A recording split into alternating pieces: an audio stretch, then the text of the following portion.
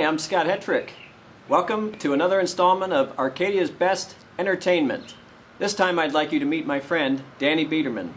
Danny's collection of props from movies and TV shows is so world-renowned that he was actually asked to be a consultant on the new Get Smart movie.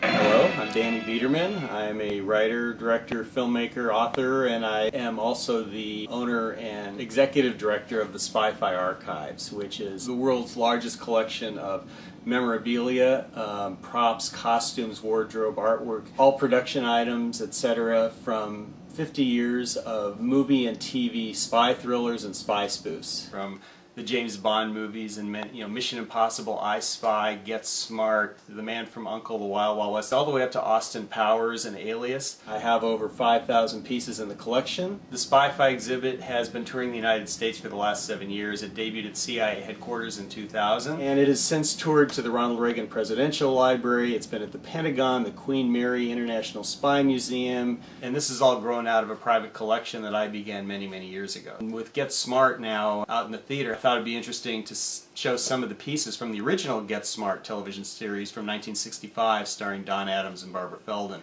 Probably the highlight of the collection is the original shoe phone used by Don Adams. This is the actual original prop shoe phone. If you recall, Don Adams would turn the heel of the shoe like that to release the sole, which would unhinge from the shoe. This is a loafer, and there would be the shoe phone, the earpiece, and Don Adams would pull up the microphone like that and talk into it. This, I think, really is one of the most famous props in the history of television. As a matter of fact, I was contacted by Warner Brothers, by the art department there, because they wanted to build a shoe phone to use in the new Get Smart movie. They photographed it, made sketches, basically used this, the original Don Adams shoe phone, as the model for building the one for Steve Carell. This is the original gearbox that Dick Gautier wore and used as Jaime the Robot.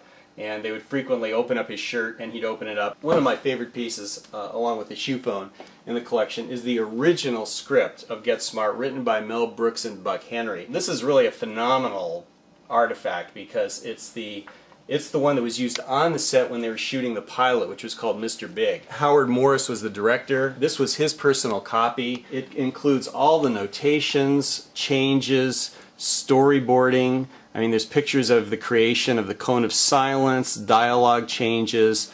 It's really a part of history. The new Get Smart movie, the relationship between Max and 99 is very antagonistic. The real strength of the show was on the friendship. There's more action really in it than humor. Explosions, quick cutting. There's a lot of references in the movie to the original show. Probably because they're trying to satisfy the fans or make reference and say, look, this is Get Smart. We're going to do some of the would you believe jokes or the missed it by that much.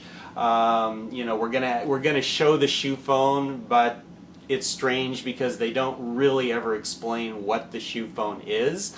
He just sort of uses it at some point, so people that know the show go, oh, look, it's the shoe phone, but it's sort of wasted in my opinion. I wrote, co-produced, and directed a TV special for Discovery Channel called Hollywood Spy Tech. It was a comparison of the gadgetry from the movies and television to the real type of gear that's used by the CIA. I actually had CIA people there. I interviewed Buck Henry, Leonard Stern, Don Adams, and Barbara Feldon. This shot, as a matter of fact, was taken when I was interviewing Don Adams on the set. Robert Conrad discusses making Wild Wild West. Robert Vaughn from The Man from U.N.C.L.E. They made a lot of featurettes, including a documentary on the making of one of the James Bond movies, in which I interviewed Sean Connery, the director Guy Hamilton, on the set. It was a movie called The Spy for All Seasons. I've written for some spy shows on television. I wrote for a show called Gavilan on NBC with Robert Urich and Patrick McNee.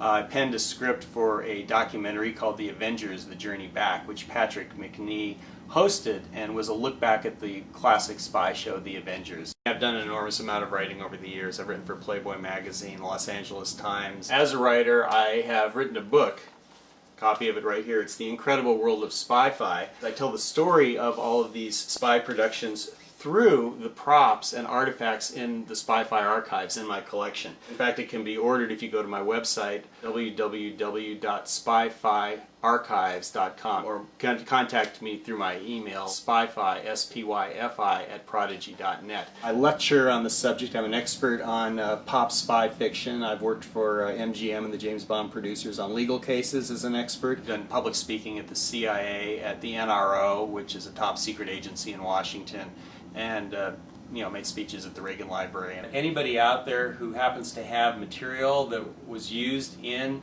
any of these spy productions from the 1950s to today, whether it's original props, set pieces, scripts, letters, documentation, artwork, the SpyFi Archives is interested in acquiring it, and of course the traveling exhibit, which I can be contacted on the website if any museums or any organizations are interested in having the SpyFi exhibit on display.